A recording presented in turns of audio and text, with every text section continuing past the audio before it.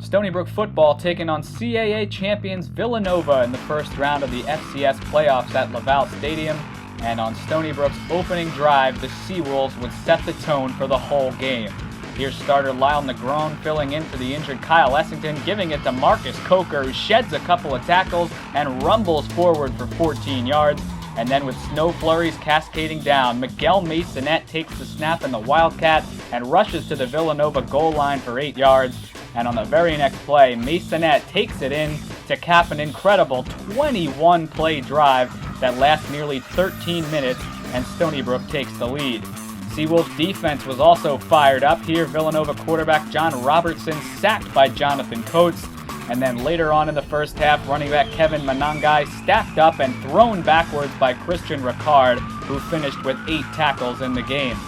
Closing minutes of the second quarter now, Masonette gonna explode up the field, dashing in between tacklers, 47 yards on the game, tack on 15 more for a face mask, and then 3 plays later, Masonette gonna get some great blocking, barely gonna be touched, takes it in from 14 yards out, and Stony Brook takes a 2-touchdown lead. Ensuing drive, Wildcats trying to answer back. Robertson's pass going to be intercepted by Devontae Anderson, and Villanova comes up empty. It would stay 14-0 at the half.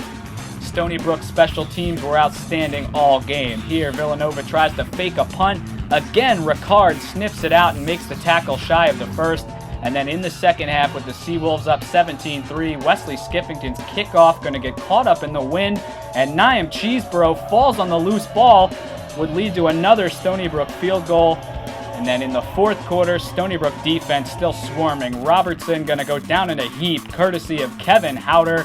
And later in the frame, with the score now 20-10, Robertson going to have his pass tipped and picked off again by Anderson. That would seal things up for Stony Brook, who takes care of Villanova 20-10 to advance on for a date with Montana State in the second round of the FCS Playoffs.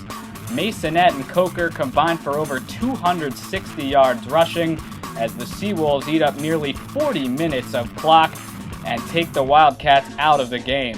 Stony Brook will now travel to Bozeman, Montana for a matchup against the Bobcats on Saturday at 7 p.m. Eastern.